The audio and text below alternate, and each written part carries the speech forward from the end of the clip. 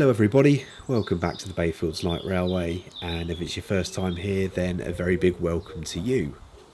The railway is very much open for the summer season with a few new additions and improvements. The engineering department has just taken delivery of this traction engine, which is proving very useful around the railway and more importantly also a lot of fun to play with. In truth, it's a modified Mammoth Centurion, which is a development of the classic Mammoth TE1, which incorporates a double-acting piston valve cylinder. It is also gas-fired, which gets round the recent ban on hexamine fuel. Sadly, in August 2024, and after 87 years, Mammoth had to shut down, citing increasing running costs, factory lease issues, and the unexpected costs incurred by this ban on hexamine fuel. Thankfully, there are plenty of second-hand models and replacement parts which are still available on the market.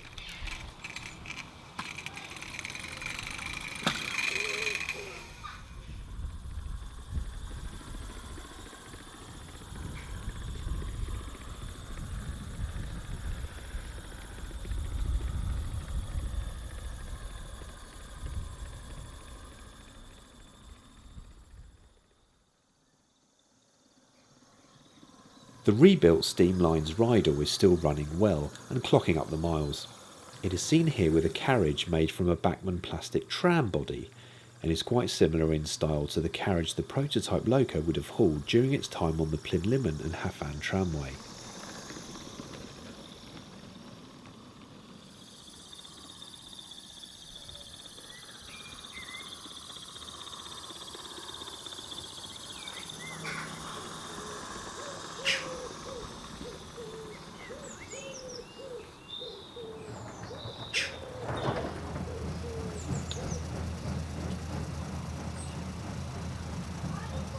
Down at the quarry, and we have a new weighbridge, which allows loads of the quarried material to be weighed before shipment and delivery to the exchange sidings. The weighbridge itself is a very nice and realistic resin casting available from Trenarren models. If I do mention any products in this video, I will of course put a link to them in the description box below. The loco you see is a model of an NS2F loco built by LKM in Germany and was one of their most produced field railway locomotives, often found in industrial settings, construction sites and quarries. A batch of these little locos were available from Garden Railway specialists a few years ago, having originally been built in Korea along with some matching tipper wagons. I managed to pick up mine second hand from a general model railway show.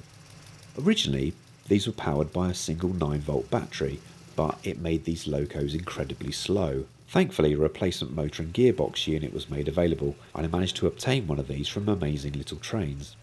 This made the loco much faster, and I was able to fit radio control and a larger battery pack with components from Fosworks. It's now a great model, well constructed, and a useful addition to the Bayfields small diesel fleet. Back in the yard, and the Yorkie engine has been receiving some attention to fix the issues with the loco hydraulically locking up when you first steam it. Hopefully I've sorted this by installing some automatic drain cocks under the cylinders.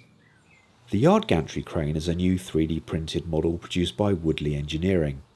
The kit came pre-coloured so no painting was required, and I just added some simple rust effects to the structure.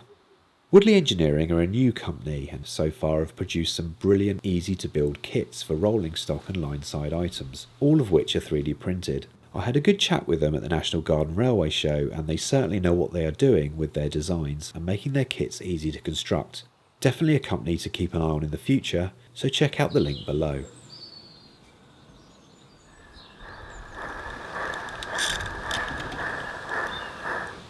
This Hunslet Lilass class saddle tank was acquired from Dave Pinniger's Amberdown Valley Railway a few years back, hence the name. I'm not really sure who built the model. It first appeared as a set of drawings and articles by Ross Harrison in Garden Rail magazine back in the mid-1990s, allowing people to build their own Lilass at home.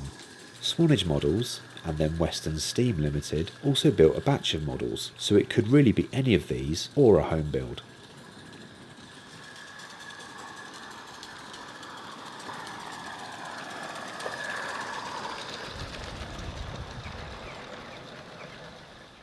There were a few issues with the loco when I acquired it, like a wonky chimney and non-square frames which I had to put right. I also fitted radio control to the regulator as the loco is somewhat lively. A bigger gas tank was also installed to increase the running time, replacing the one that was originally between the frames. It's narrower than the roundhouse version of Lilass, as this one is 32mm gauge only. The hard work was certainly worth it, and this Lilass now performs much better and is an improved and reliable loco.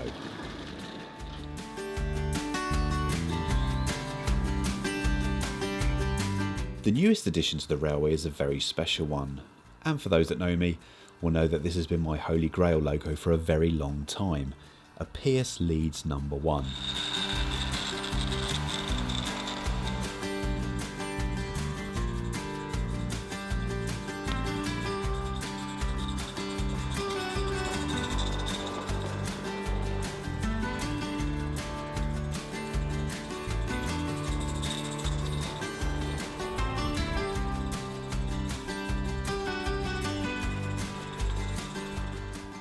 I've always wanted one of these. They are such a good looking and well proportioned engine, and I love the prototype.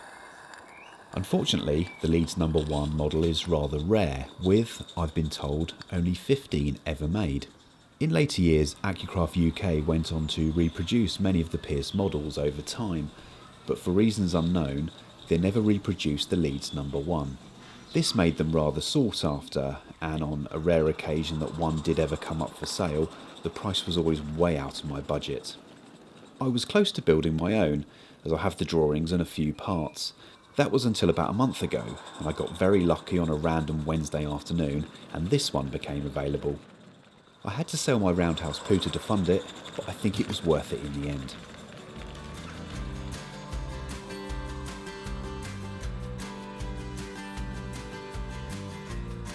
Leeds No.1 is a scale model of a one-off engine built by Hunslet in 1905 for the Leeds Corporation Waterworks, and quite a large engine for 2-foot gauge. It was used during the construction of the Round Hill and Leighton reservoirs on the 6-mile-long Colsterdale Light Railway in North Yorkshire. In its lifetime, Leeds No.1 mostly hauled reservoir construction materials to the sites along the route. During the First World War, the railway was used to serve various army camps and villages as the Yorkshire regiments prepared to join the war effort. Leeds No.1 was reportedly scrapped in 1928, having a life of only 23 years, which, in my opinion, was a terrible waste. Interestingly, the design does share similarities with Russell on the Welsh Highland Railway and the Hunslet 262 tank engines built for the Sierra Leone Railway. Anyway, I'm very happy that this Leeds No.1 has found a new home here at Bayfields, where it would be well used and loved. It needs a bit of work doing to it, like a water top-up valve and some lining added, which I will get round to at some point.